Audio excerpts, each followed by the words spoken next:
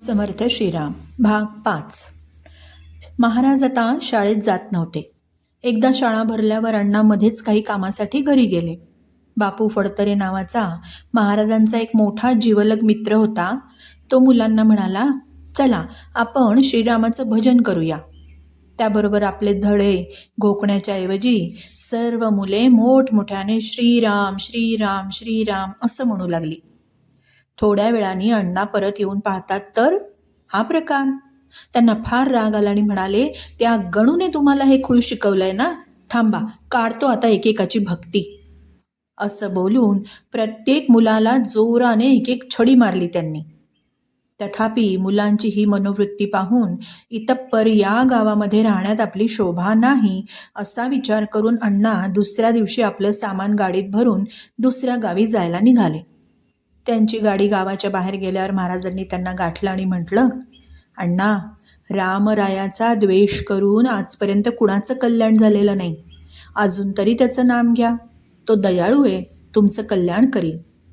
हे गोड प्रेमळ शब्द ऐकून अण्णांच्या डोळ्याला पाणी आलं आणि ते श्रीराम श्रीराम म्हणत म्हणत गाडी त्यांची पुढे निघून गेली.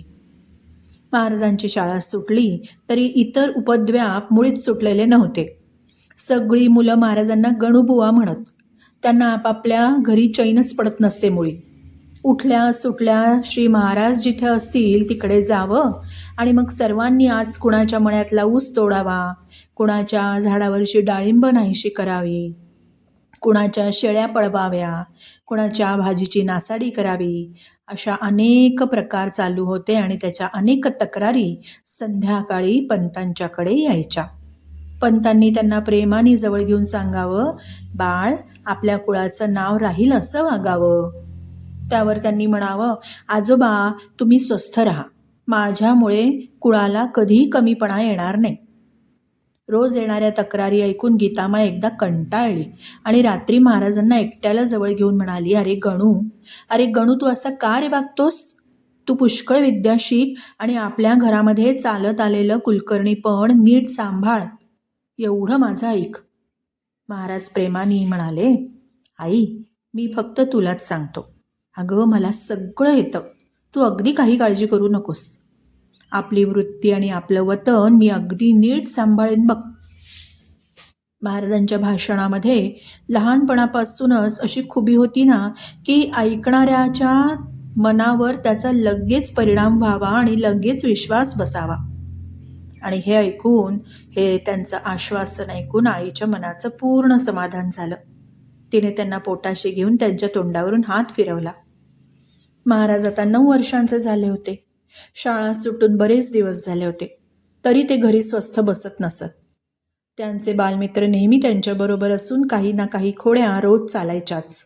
म्हणून रोज नवीन नवीन झेंगटी गीताबाईंकडे येत असत. लोकांच्या फारच तक्रारी येऊ लागल्या तेव्हा याला सबंध दिवस गुंतवून ठेवला पाहिजे असा विचार करून महाराजांना ती म्हणाली, हे बघ गणू, तू शाळेत जात नाहीस आणि घरी सुद्धा स्वस्थ बसत नाहीस. लोकांच्या तक्रारींनी माझं डोकं उठलं आता. यापुढे तू आपल्या गाई रानात चरायला नेत जा बरं. आईने घरच्या गवळ्याकडून गाई काढल्या आणि महाराजांच्या स्वाधीन केल्या. झालं, रोज गुराख्यांच्या पोरांबरोबर गाई चारायला जाणं सुरू झालं. गाईंना चारायला नेणं सुरू झालं. गावाच्या बाहेर जंगलात पोचल्यानंतर महाराजांनी गाई वासरांना चरायला मोकळं सोडून द्यावं आणि आपण गोपाळांच्या बरोबर खेळ मांडून खेळायला सुरुवात करावी. त्यांचा खेळ देखील और. बरेच दगड गोळा करून त्यांची छोटीशी भिंत करायची.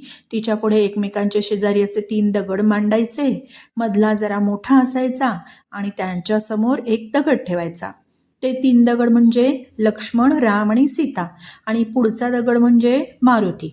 सर्वांच्या हातामध्ये गायींना हाकण्यासाठी लांब लांब काठ्या असत. त्यापैकी स्वतःची काठी म्हणजे वीणा आणि बाकीच्या पोरांच्या काठ्या म्हणजे पताका असं समजायचं. महाराजांची गोरी गुटगुटीत आणि मनोहर मूर्ती मध्ये आणि त्याच्या भोवती सर्व गोपाळ उभे राहायचे. मग जोराने भजन म्हणून नाचायला सुरुवात व्हायची. थोडा वेळ भजन म्हणून झालं की महाराज त्या मुलांना भक्तांच्या गोड कथा अगदी प्रेमळपणे सांगायचे आणि मग पुन्हा भजनाला जोर यायचा. हा कार्यक्रम इतका रंगत असे की गावची पुष्कळ मुले शाळेला बुट्टी मारून महाराजांबरोबर जंगलात जाऊ लागली. इकडे गायी चारा खात खात वाटेल तिकडे भटकत जायच्या, वासरे सैरा वैरा पळत शेतांची आणि मळ्यांची नासधूस करायची आणि संध्याकाळ झाली की सर्वांनी आपापल्या गायी वासरं गोळा करायची आणि मग घराकडे यायचं. पण महाराज घरी यायच्या आतच आज आमचा ऊस मोडला, आज आमच्या मिरच्या तोडवल्या, आज आमचा जोंधळा खाल्ला, आज हरभरा गेला, अशा अनेक तक्रारी समोर यायच्या. एक दिवस अशा तक्रारी ऐकून गीतामाईचं पित्त खवळलं. महाराज परत आल्याबरोबर ती कडाडली आणि म्हणाली, गणू, तू असा रे कसा माझ्या पोटी आलास?